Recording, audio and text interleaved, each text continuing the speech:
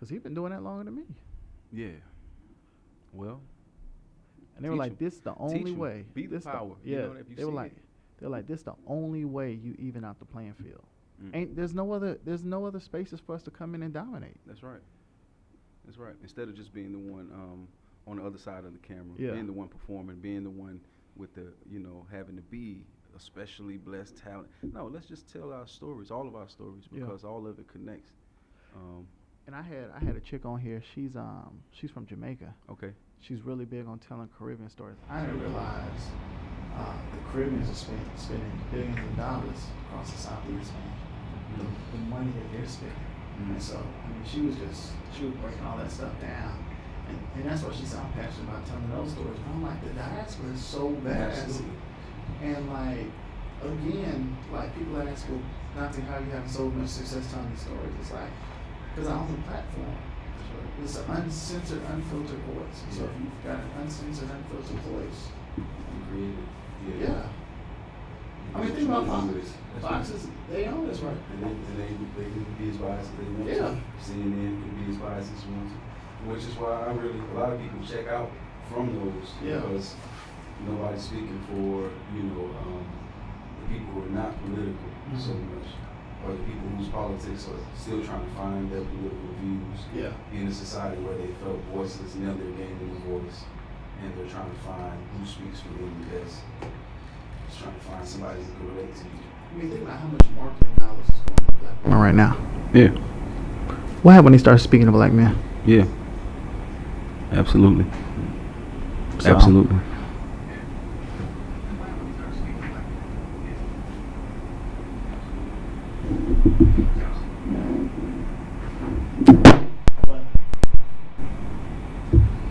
We good, Dave? This main camera ready. Okay. It won't be good. We're already live on the YouTube. Audio is good. So where do you blast this? This is a YouTube. Man, we got it on YouTube. We're going to Twitter. We did, on our second month on Twitter, we did 60,000 impressions. Okay. Okay. 60,000, dude. Okay. Yeah, ask me how many followers we got on Twitter. How many? 234. That's all you need. It spreads like wildfire. Yeah. Yeah. Yeah. I mean, that's how we know the message is resonating. That's what I'm saying. You go back and you start looking at those back end numbers, because I mean, I think they said you got to have somebody got to see your content like 500 times before you get the like or something like that. So you start to understand them numbers. You understand how many times people are seeing your content.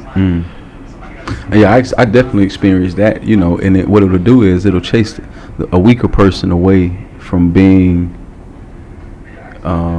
self-driven using the media. I put up the videos, I put up the flyers, I may get 10, 15, I'm like. But times that by 15, and that's how many people have seen it. Absolutely. Absolutely. So, well, you also got to realize that, because if you're raising children now, it's important for you to know the skepticism that social media creates. It's easier for the self-driven to thrive, but it's harder for the people who are not self-driven to thrive, because they're chased inside and forced to be watchers.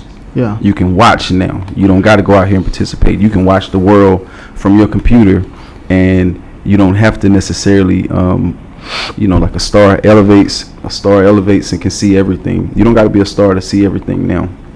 You don't got to make it anywhere to see the world. It's comfortable living in your own shell and your own fears, watching other people do big things. All right.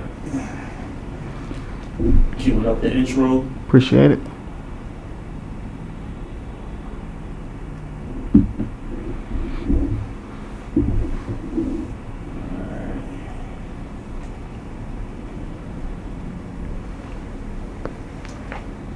All right, camera rolling, audio rolling, live on YouTube, mics are hot. And intro rolling right now.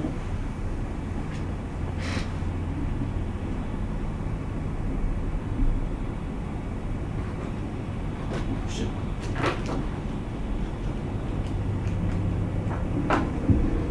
That back.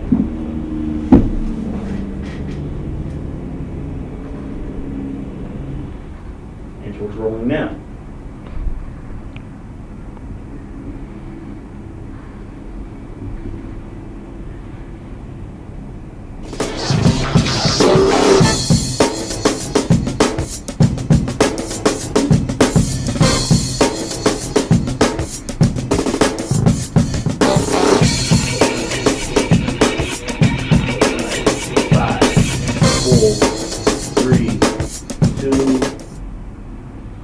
What's going on, everybody, and thank you for tuning in to this edition of Beyond the Brand with your host, me, Dante Carter, and thank you all for tuning in beforehand, catching us in our little, what would we call it, a little pre-show dialogue that we had going on. Everybody, I want to introduce you, well, not introduce you, reintroduce you to my man, Will Arnold. Will, the big man on campus, the attorney. Hey, brother, I appreciate you coming through, stopping through.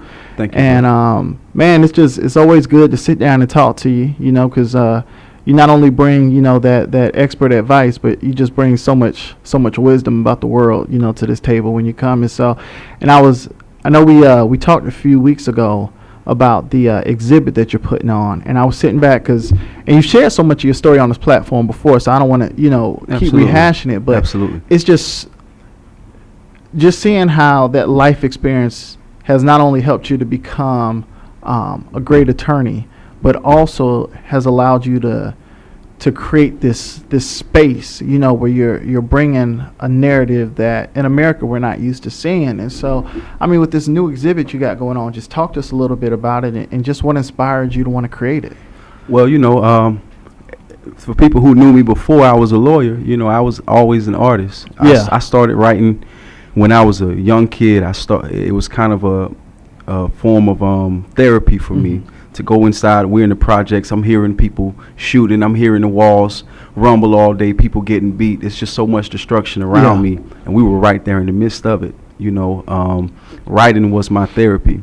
I could always go to that notebook and write. And of course, as a young black man in the ghetto, I wrote raps. Yeah, that's what we were taught to do. That's the culture I was raised in. So when I sat down to write, the words rhymed and it had a rhythm to it. And organically, I became a rapper. Yeah. And going through high school and college, I never let that go. I always wanted to rap. As a matter of fact, my first opportunity, I got a lawsuit settlement back when I was, it was 2007. It was 1 year out of college. And I got a lawsuit settlement from a tragic, car wreck that I had been involved in a few years earlier. And man, I'm talking about day one. I got that money. I left my job and I started rapping full time. It's really all I wanted to do. But I wanted to rap. I wanted to follow Pac's footsteps. Yeah. I had a degree. I always had, the capacity that I felt separated me from a lot of my peers who weren't getting that attention in my schools. Not that they weren't smart. A lot of them are brilliant, but they weren't formally educated the way I was. So I didn't feel like it was up to me to go and be the typical rapper. I wanted to follow Pac's footsteps, but do it right. Yeah. And that lifestyle, ended up causing me a lot of trouble because I could not separate the rap from my real upbringing and the real people who were around me, the real people who I cared about. Rap made it okay for me to be in the ghetto. Rap made it okay for me to do a lot of the dumb stuff that I was doing and hanging around a lot of the people I was hanging around. No disrespect to any of them, but I found rap to be, for me, it was contamination. And when I left rap behind, that's when I moved towards, law. That's when I moved towards higher education. That's when I moved towards trying to affect my people from a different angle. And organically, one day I just picked up a paintbrush. I was a DA. I was a prosecutor. And without even knowing that it was therapy, one day I just decided, you know what, let me go get a paintbrush or something. Because it was this artist in me was just bubbling. I was writing a lot of poetry, and I've produced a book of poetry. As a matter of fact, it's a book of poetry that I produced right now. It's available on Amazon. It's called Pocket Change by William Arnold. It's a really good one, too, by the way, y'all. Really good one. So I'm always going to be a writer, but it wasn't fulfilling me. Yeah. Rap was a lot more colorful. Yeah. So I picked up that paintbrush and I just started painting. And I sucked, right? Because I didn't grow up drawing. I didn't grow up a talented visual artist. I didn't have any training with it, but I just kept doing it. And I told my wife, I said, baby, I'm gonna keep doing this. Yeah. I'm gonna do this like I did rap. Mm-hmm. I'm gonna just do it over and over and over again until I become good at it. And I set a 10-year goal. I said in 10 years, my paintings are gonna be worth something because I'm not gonna stop. And I started with poster boards and acrylic paint and, you know, just cheap brushes. And it's been 4 years now. But after about 2 years, people wanted my paintings. And I started to give them out to people. I didn't want to sell them. I just wanted to give them to people so they'd appreciate it. It felt good, you know, that people would be willing to put my painting on their wall. Yeah. And I wanted to keep myself raw and untrained, and I didn't want anybody to give me any direction. I don't go to museums. Sad to say, I don't study the great artists, but I found that people like what I brought to the table in a raw fashion. So it's been 4 years now, and it's been 2 years since I've been painting a particular type of figure. Yeah. It started from a butterfly. I painted my daughter as a butterfly, and it was just a really colorful butterfly. The first thing that I painted that had this design where it's just so many different colors. It almost looked like a stained glass type window. Yeah. And I told my wife, I said, you know what, I'm gonna develop this. This is something I can do that's different than what everybody else is doing. And the butterfly evolved. One day I said, you know what? This reminds me of a black woman. This wing, this huge wing, because I would draw these butterflies that had these gigantic wings, and I thought, well, you know, this reminds me of a woman. I never thought to paint a man with this big wing. It's just something about the concept of a woman with these wings, and especially in our society that looks down on women, that looks at women like the little people. These little bitty butterflies with these big wings, I felt it was more appropriate to put a woman who society may see as a little person, but these huge wings to really show their true wingspan, to really show the true potential that they have. Because any strong man, anyone that I know who's managed to stay on the path, he's had a woman, not behind him, okay? We say that a lot. Before him, in front of him, focused on providing for her, focused on making her proud, guiding him. And we've been doing a lot of what we've been doing as men, black men especially, on the strength of what our women have done for us. The narratives, the songs, the Underground Railroad, you know what I mean? It's taking seats on, refusing to get up off the bus, all these things, all the way up to our First Lady. All the way up to the mayor of Atlanta right now, all the way up to so many women around Atlanta who just exemplify power. You know, you see a black person in that Benz. You know, for me growing up in Atlanta, around a lot of people who are impoverished, when I saw black people in that Benz, it was women. I saw these black women in power, these black women just doing their thing. So that evolved, and I just said, you know what, I'm just going to paint as many of them as possible. And at my first art show, I sold one of those paintings to a woman, Funny Willis, who I respect so much. Judge Funny Willis right now, the Honorable, and she was honorable before she was a judge. And she bought one of those paintings off my wall at an event that not a lot of people even showed up to. And she posts pictures of it on Facebook, and she's proud of it, and she loved it. She got it hanging up in her office. She got it hanging up in her office right now. And that made I went me to so her office and I was like, wow, you know. It made me so proud that I said, you know what? I'm going to run with this. And what I'm going to do is I want every black woman to have one of these in their image. So I paint light-skinned black women. I paint dark-skinned black women. I paint all different complexions of women of color with these huge wings. And I call them the Sisters of My Art. And that's what this event is right here. It's the Sisters of My Art collection honoring our women. And it's got other pieces. It's going to be 25 pieces. 11 of them will be the sisters. But 11 of those are going to go home, hopefully, to a woman of color who sees herself in that image. And all of them have huge, just marvelous wings and different colors. And you know. But, you know, speaking of women of color, too, this is the thing that I love the most. So you've got 4 women in your house. Absolutely. And a young man. Yes. When you have these 4 women in your house, see the work that you've been able to create, to see that young man that's coming up, to see how you treat them. I mean, what is that? What does that mean? Because, I mean, you got to think about it, right?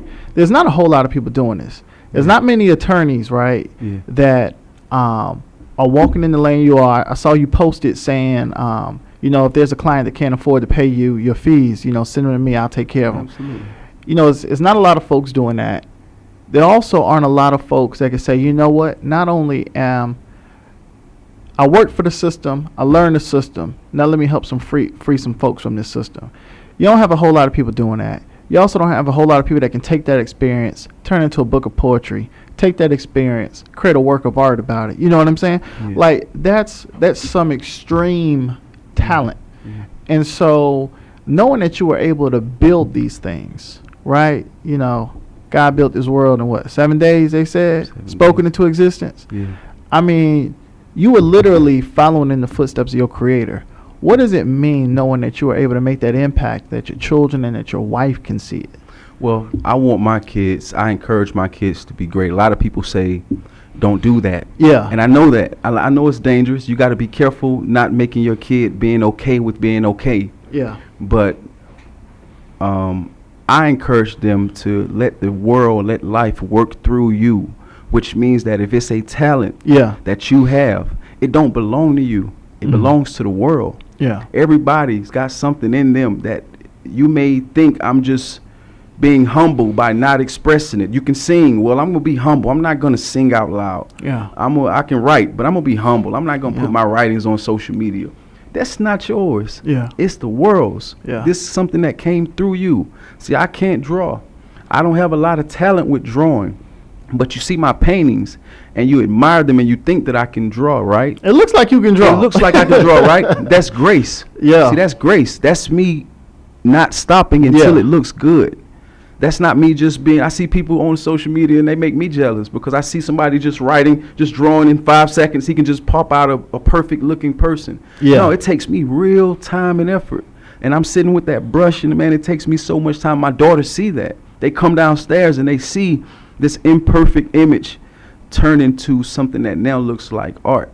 And they saw me take these poster boards that look like, you know, Daddy, I can do this better than you. And truth is, my 12-year-old right now, she can draw, right? But she wanted to develop the fact that she had a natural talent for drawing because she was watching me take an unnatural talent for drawing and painting. And I developed into something that right now, you can't tell if I can't draw. You think I've been doing this my whole life. That's what I've been told. That's not me patting myself. But that's on the because you back. took something out of nothing. It came. You know through what I'm me. saying? Yeah. It's like an antenna. Yeah. It's like how you took some radio. You can align with the radio waves, and all of a sudden you turn your channel, and all of a sudden those radio waves start coming through you. Yeah. I aligned myself until art started to flow through me, because that's where I wanted to be. So now I feel like the art of our ancestors are flowing through me. As a matter of fact, I painted a piece that, you know, and you'll see it at the show. I don't want to even talk about it, but it reminds me of a poem. My wife went and found a poem by Langston Hughes. It sounds like it looks like I read that poem before I painted this image. Did you? No. I'm just picking I didn't. Yeah. And it's like I did not at all. But you know, I see the ancestors working through me because I've aligned myself to the point where I'm gonna be an artist, like it or not. So my kids see that, and if you have, I encourage them, if you got a talent, if you have any skill, then that's a little bit of light that the universe gave you, and you don't deserve to keep it inside and be humble. Give it to the world. Yeah. They see that. You know? Yeah. I'm sorry about that, y'all. I was talking to my engineer over there. Brother be doing this thing over there, Dave. Yeah. He stream. But you know, I love seeing, cause I'm doing it. I can name brothers off the top of my head that are doing what we're doing, and I think that's where, cause I look at the whole Black Girl Magic transformation and what it did for Black women, and I asked a lot of guys that I know, what do Black men have that they can attach on to? And I think it's until we start to create those lanes, you know what I'm saying, and we can step into them. Because think about it, in this world, what do we have outside of athletics, entertainment, and, you know what I'm saying? Yeah. Like. Yeah. What do you say we really have a stronghold on? Yeah. We got all kind of things, right? Yeah. But what do we really own? What do we like own? What do we say that's mine? Yeah. That's mine. Yeah. You know what I'm saying? That we look to our kids and say, that's ours. That's right. What can you do with this? Because the reality is what do men want to be? They want to be protectors. They want to be providers. And they want to do what makes them passionate. That's right. But if you take us being providers away, that's right, then we're only protectors and doing what we're passionate about. Well, what happens when you take the protection away? That's right. Then we're just doing things that we're passionate about. That's right. And I think without those other two, the protector and the provider, those passions get miscued, you know, which I think is what you see a lot of in this world. And so, again, when I see you doing that, because that generation coming up under us, that's right. What do they do when they see black men loving their wives, loving their children, and chasing their dreams, and trying to make this world much better? Like, I mean, bruh, like, sitting up, looking at the criminal justice system and saying, y'all took a lot of men from us. I'm going to take them back. I mean, you know what I'm saying? 70% are not in the home. Yeah. 70% of the men are not in the home. And you know what's crazy, though? Yeah. 56% of single-parent households in the black community, which is primarily what? Women. Women. Yeah. Is under poverty. Not at poverty. Under poverty. Yeah. Where are them in at? Yeah. You know what I'm saying? Yeah. And that's not a knock on us, but it's just, I mean, I think. Well, we're under attack. Yeah. Yeah, and it's not a knock on us. It's a knock on the system that demanded that it be that way, that demanded generation after generation, institution after institution, that it be that way. When we had leaders, they killed them. And I don't mean to get up here and go down that victimization route, but at the same time, let's be real. Yeah. When we had institutions that fed our communities, they either took them over and profiteered off of them, rap being one of them, athletics being one of them, or they just killed the people who were creating those institutions. Yeah. And then when they got a chance to flood our communities with substances that would, at the same time allow them to come in and get the rest of the men, because then what you had were mostly soldiers. Yeah. They took a lot of the leaders. Well, now you got a lot of soldiers, people who will get out here and grab that gun, people who will get out here and sell that dope, people who are angry that they took our leaders. The generations after, King and Malcolm were just mad, just angry, creating creating hip hop just to speak out. Public Enemy, Ice Cube, creating these art forms and these ways to just express our anger. But I mean, even think about Eazy-E, man. I was listening to Boys in the Hood the other day, and I was like, the Boys in the Hood is it's hard. You know what I'm saying? Yeah. But what was the ending line of that chorus? Don't quote me, because I ain't said, don't quote me, boy. But it was right before then. The only hope is the what? To be legit. That's right. Don't quote me, boy. But to be legit. Don't quote me, boy, because I ain't said shit. Hey. So he is telling you what? Yeah. I want to be what? Legit. That's right. This is what? This is all that I have left. That's right. Y'all have taken everything from us except this piece of the pie. That's right. And so I think you got to, at some point, you got to sit back and listen. Like when I listen to that's stuff I came up under, man. I'm listening to that and I'm like, man, I felt that. Why? Because we want to be legit. That's right. So when folks say, well, why are they doing X, Y? Well, they're doing X, Y, and Z because opportunities are extremely limited. Still got to eat. Yeah. Hey, you still got to eat. Still got to eat. We still got to eat at the end of the day. Even if you're on Section 8, that's rent right. still due. That's right. and we don't want to eat. Yeah. We don't want to eat the scraps that you're going to give us. Yeah. We want to have power in our communities, and we want to be respected by the men in our communities. Yeah. So these art forms have been ways for us to get power and respect. Yeah. Which it's dangerous when you turn it against us. You start making popular only those artists who are actually being destructive, because now they have the power and they have the respect. And now young men growing up want to do those things to get the power and the respect. But and that's why I said what you're doing is so important, because who's telling you that you can be an artist? Yeah. Who's telling you that you can hold an art exhibit? That's right. Who's telling you Nobody. that? And that's the whole point. That's the whole point. My first art exhibit was some guy in a nightclub. I just went to his, I just pulled up on him and just said, man, hey, listen, I wanna do a show. Yeah. And I don't know if I'm good or not. Everybody I know who tells me I'm good, I know them, so I don't trust them. I said, why don't you go ahead and come look at my art? He owned a gallery, and he just came out I put them all in a U-Haul truck. He said, man, you know what? I like your stuff. I want to give you the opportunity to do a show. A young brother named Caleb who owns the Artisan Gallery, bar and gallery right next to Fulton County Courthouse. And out of all the people in Fulton County, no disrespect, you know, a lot of people there with my paintings hanging up on their wall. Funny Willis and one or two others, only people who walk across the street. But think about it. In that moment, what did you do? You own the product and you own the distribution. Absolutely.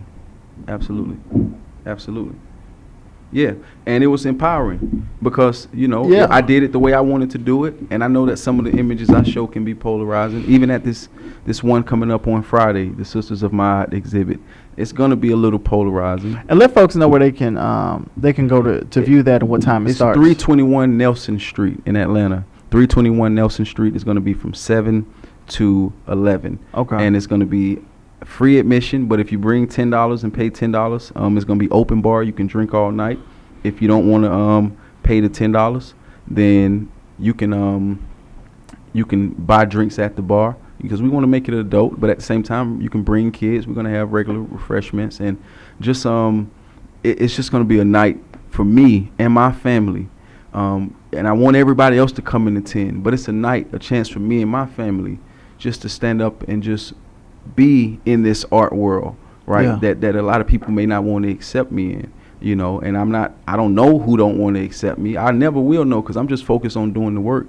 But it's a few enough people who like what I'm doing and who respect what I'm doing, that if it's only us there having a good time, we're going to do it. Because in my basement, I can't hang them up on the wall. I just want to see them on the wall in a place that's designed to show art. But you say even if it's just us. Yeah. Right? But I think that's where the misconception is, too, because you say even if it's just us. Like, well, just us. Just us. 98% of our money is leaving our community. Yeah. We talking about trillions of dollars. Yeah. And so just us, we're funding so many other different communities here in America. That's right. So what happens when we do really start taking interest in our own stuff? That's right. And making sure that people who feed our community, you know what I'm saying? Well, we have a bad habit of, you know, what I see in Atlanta, and that it bothers me sometimes, is that we got a lot of strong men, a lot of strong brothers doing big things. We rarely do it together. Yeah. We rarely step behind and do it for one another. You know, I went to yoga this weekend. My dude you know, I just wanted him to know, like, man, you know what? I support you. He's doing yoga. I'm never been interested in doing the physical yoga. Mentally, my mind is very open to it, and I've been exploring that for a while. But physically, it's just not something I've been into. But I made myself do it because I wanted to go support my brother. And I said, well, if I don't know who else is going to, you know, how many other people are going to do this, but we all should be there. Yeah. Why? Because we got a young black man who's doing something out here on his own, and he's self-driven with it, and it's on social media. Everybody can see that he's doing it. Yeah. More of us should be there just to show him, like, bro, I'm behind you, and if this is what you own, let me see if I can get on your wave. Yeah. So that's what I'm hoping happens to mine. I want everybody there, and I don't want just black people at the event. You know, it's Black History Month. I got plenty of white friends. Listen, come on out, celebrate, pull up. Yeah. You know, I know it may be awkward and uncomfortable, but that's how I feel for me. And when I first put this suit and tie on and came into corporate America, it was uncomfortable. You own this, you run this. You have we're all knocking at the door trying to get in, get a piece for ourselves. We just got to build our own doors. We got to build our own tables. You know what I'm saying? We got to pull up our own chairs and invite them to sit down the way we sit down at their tables. Yeah, I don't mean to be so polarizing. I know a lot of my art makes people think, you know, and it's going to be some art there. I have an exhibit called, part of the exhibit is called The Wall of Resistance. And that Wall of Resistance is going to show some images that are, I think, therapeutic to our people, but may be offensive to people of other. But it's history, man. It's history. And I think we got to get to a point where history is uncensored. Yeah. Because let's tell it like it is. Yeah. Yeah. Because if this whole it just being, I mean, it's like the Confederacy, right? We see it as hate, they see it as heritage. But at the end of the day, what? It's still there. That's right. My whole thing is, because I don't think we need to erase what they got. Leave it up there. But I want us to put some other monuments up as well. That's right. Balance it out. That's right. Show the full picture. Yeah. And let the individual decide in their mind, okay, absolutely, I rock with this or I rock with that. Yeah. And just kind of leave it at that. But we got to get ready to wrap up, but let folks know where they can find you. on all social platforms. Hey, listen, I'm still coming up, y'all, when it comes to this social media thing. But my Instagram is willpower3. You can find me there. And as far as Facebook, you can just look for Will Arnold. If you type in attorney Will Arnold, Arnold Law Firm, I don't see how you can miss me. So let's see here, Will_power and the number 3. I'm trying to get my followers up, y'all. Y'all come on and support me. I'm trying to build this thing and be more, outward when it comes to social media. I got to thank you, bro. You provide, the light when it comes to me even wanting to get into this stuff, because like I said, the nature of me as an artist makes me want to isolate. But bro, you've always made me want to lean into it. And yeah, exactly. Like I said, man, I respect what you do. I love your passion, and my hope is that we all can see the value in one another. I think the more that we change how we see each other and the value, in that scope in which we look at each other, I think we can really do some powerful things. It's just too many of us with the heart to want to give back. That's right. And not just heart to give back, but also that heart for entrepreneurship, so that we can give back in the ways that are meaningful. And so I think we just got to keep doing it. You know what I'm saying? And as far as my law firm goes, man, it's true. I do feel like that, and I want the public to know that. It's a lot of lawyers, and I don't knock any of them, but I was seeing a lot of things that the message was kind of, in 2020, if you can't pay, don't call me. Yeah. That's never going to be me. I come from the bottom. The reason why these people are committing crimes is because they don't have no money.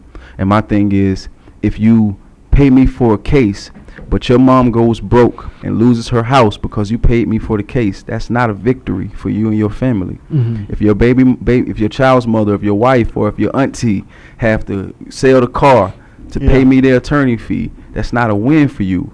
I need to be paid. I need you to respect the business. I need to you to respect the time I put into this. But I'm gonna work with you. Yeah. If you come to me sincerely and make it fair for me, I'm going to work with you, because I know not having that money 9 times out of 10 hurts. Is what got you there. Yeah. It's what got you there. It's what created the depression to make you do the drugs. It's what created the circumstances to make you steal or rob or sell the dope. You know what I mean? And so that's I'm always going to be like that. And I want people to know that, there's an attorney out here who you don't get, subpar services. Mm-hmm. I'm going to go to court. I'm going to fight for you. I'm going to make myself available for you. And, and I'm going to always have my eye and my 10 toes going to always be on the bottom. No matter how high I go up, I'm going to be, my 10 toes going to be on the bottom, straight up. Awesome. Hey, y'all, that little slogan I came up with, an attorney with the will to win. Hey, y'all, look, man. If you ever have any questions, legal questions, hit up my man Will. He will take care of you. And make sure that y'all like, subscribe, comment, share the content here. We're trying to grow it. We just want to be able to get the information to the people. So y'all continue to tune in, and we'll see you next week. Peace. Peace.